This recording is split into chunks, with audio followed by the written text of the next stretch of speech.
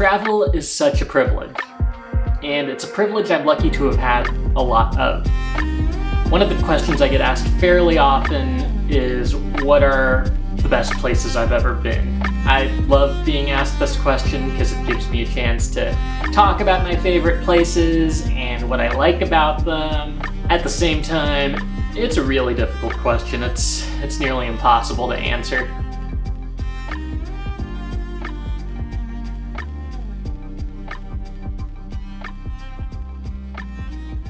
Honestly, whenever people ask what my favorite is of a certain thing, I like to have a real answer. I don't know, it always has felt like a politician's answer just to say they're all great or I like all these things equally.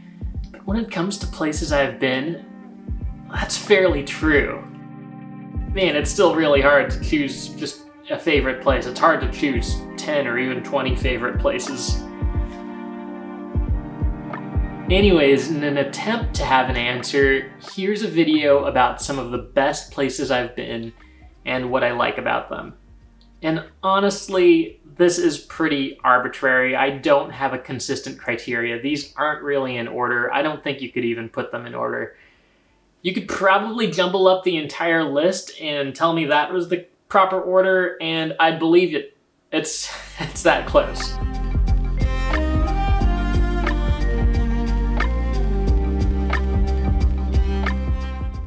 But anyway, let's talk about these places. Okay, I'm starting my list off with Seoul. What a fun city. I've gotten to visit Seoul 3 times, once in 2014 and twice in 2017. Each time was a blast.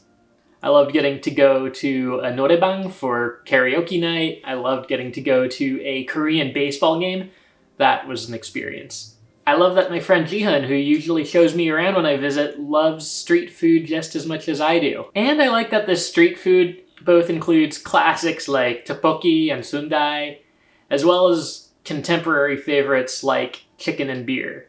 Seriously, the last time I was in Seoul, it felt like every other restaurant window was advertising the fact that they did chicken and beer. I think part of what makes Seoul, and this probably applies to South Korea overall, really fascinating is that it's a relatively small piece of land for all the history and generations and stories it contains.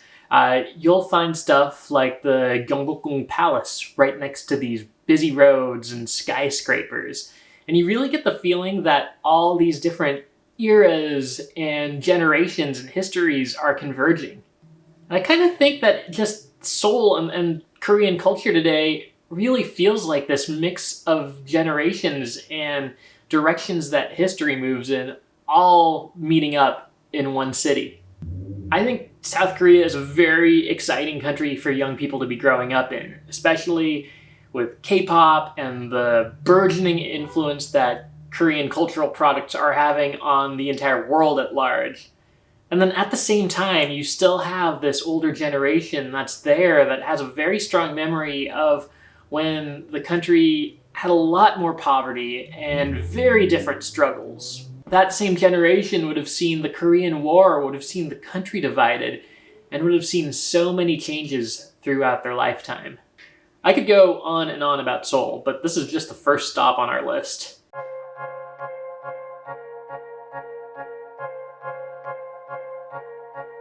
Okay, the next spot on my list is Colombia. And to be honest, I debated whether or not Colombia should be on this list or not. Not because I don't like Colombia, obviously I do, they're on the list, but because the time I spent there relative to all these other places was really, really short.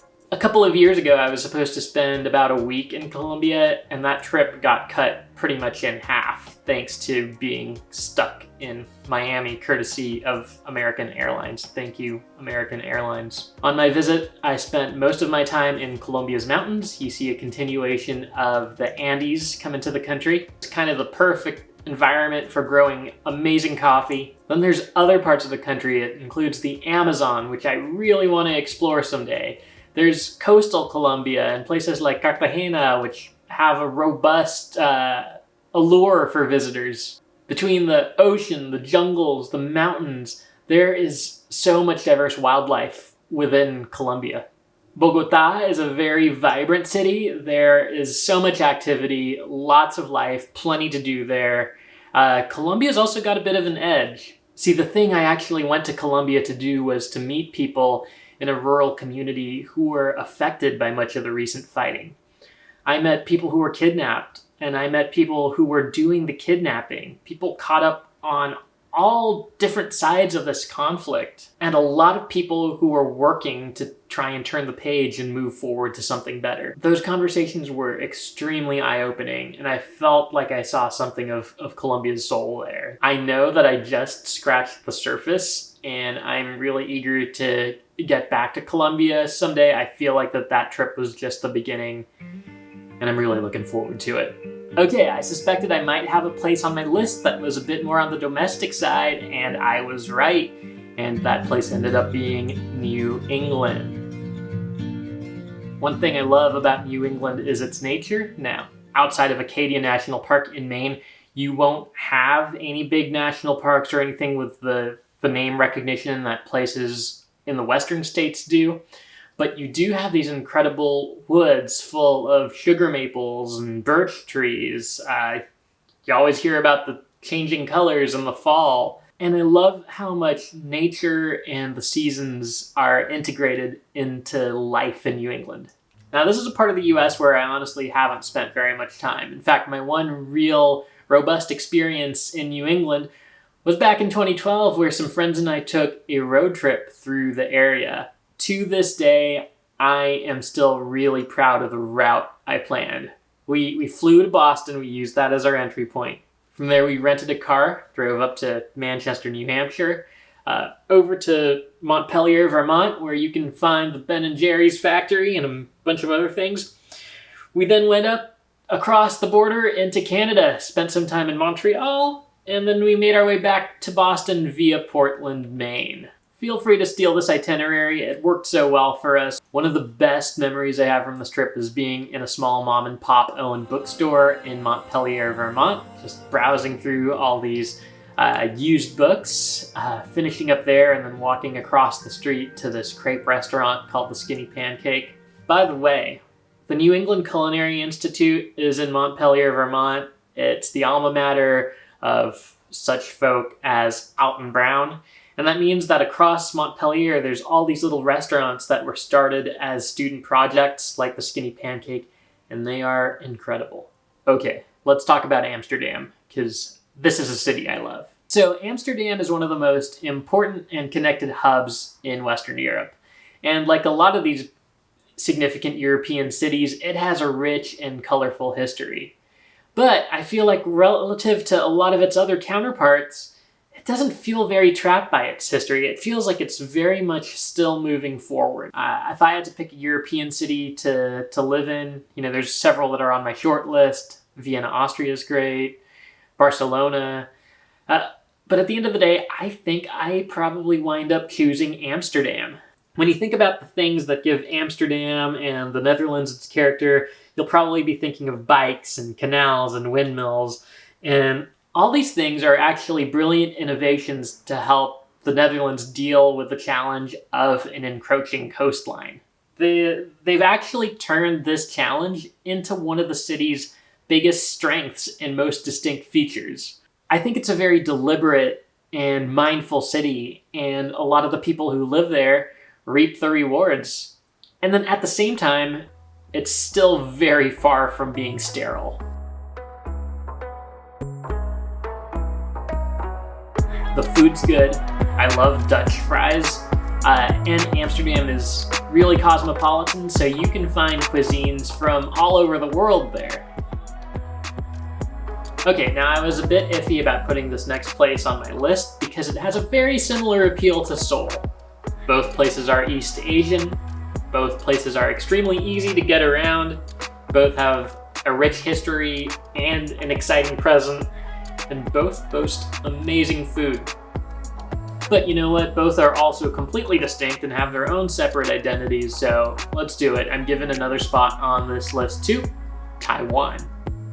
I ended up staying at a great hostel in the middle of the city and befriending a bunch of other travelers to hang out with. We went out to the night market and ate everything they had to offer. I remember a crew of us went out at 3 a.m. so we could watch the final match of the World Cup. And seeing the city markets packed with life was just incredible. Taiwan's a pretty small island, and most people recognize it for the urban center of Taipei. But it has some incredible natural wonders, some misty mountains, and some great national parks. What's cool is you're never actually that far from their national parks. I remember while I was there, I took the city bus to get to Yangmingshan National Park.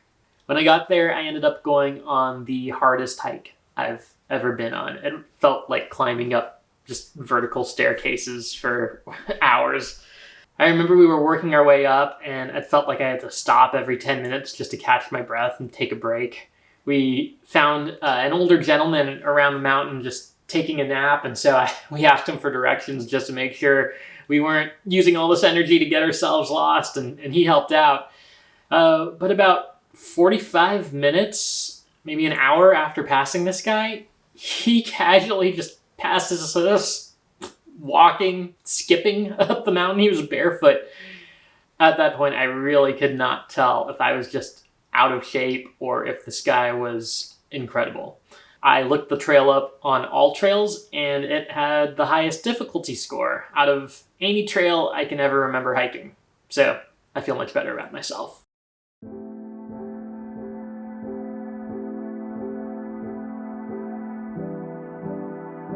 So in college, I studied abroad in Siena, Italy. And my favorite mental snapshot was just waking up in the morning, having some coffee on the balcony, and people watching the streets and the alleyways down below, getting to see the same people go by, the same person walking that one fuzzy dog, the same nun. It was kind of a reminder that Siena doesn't change very much over hundreds and hundreds of years. Living in Siena made me fall in love, not just with the city, but with life. Italian culture is really good at teaching you how to appreciate and get the most pleasure out of the simplest things. This is where I learned how to cook. It's not about overwhelming people with flavor. It's about bringing the best out of each ingredient and letting it shine. I loved getting to go to the market every day, getting just what I needed to prepare for that night's meal. I loved the culture of afternoon aperitivo hours, of the emphasis on family and friendship, and how slowly this made things go by. I also got to take day trips to places like Montecino and Florence, and so I've got to give this spot on the list to the entire region of Tuscany. I felt like every town I visited within Tuscany, no matter how small, would have its own unique beauty and rich history and vibrant culture. So much of Italian culture overall resonates with me. There are so many different regions in the area, so many other great cities I've gotten to explore, so many more I want to see. But Tuscany is where it all began. 2 more spots. Trust me, they're big ones. South Africa is a place that is super close to my heart. In 2013, I spent time in a care center for vulnerable children and youth. Honestly, I did my thesis on this topic, and the right term to call a place like the one I volunteered at is loaded. I got to hang out and meet a bunch of kids in a neighborhood called Hillbrow. While most of this was in Johannesburg, the spot on my list would actually have to go to Cape Town. So Cape Town actually reminded me of the town where I went to college, Santa Barbara, except, it's way bigger and in Africa. But what reminded me of Santa Barbara was the fact that so much of its beauty comes from it being sandwiched in between these gorgeous mountains and an ocean. Actually, 2 oceans. There were so many great opportunities here to go hiking or swimming on the beach or doing all kinds of outdoor adventures. The best thing I did in Cape Town was get this train ticket that allowed me to hop on, hop off for an entire day. While I was there, for the most part, the public train system in Cape Town was still pretty rough. But when South Africa got to host the 2010 World Cup, they put in a real effort to do work on at least one of these train lines, and this is the one I got to go on. It connected a bunch of the small cities of the Cape Peninsula together, places like Fish Hoek and St. James Beach in Muizenberg. And every one of these stops was worth getting out and exploring for a bit because each one had something unique and different to offer. One would have an old antique shop full of these historic treasures. The other one would have this rocky coastal beach where you could get out and explore. One had the best fish and chips I have ever tried. When I thought about this for a second, it started to make sense. South Africa was colonized by Britain, but they also have access to much better fish, so. And the train line ended at Simonstown, where you can hop off and climb these amazing boulders and see penguins in the wild. And speaking of penguins, that's going to bring us to my last place on this list, and possibly my favorite place in the world. It's Patagonia.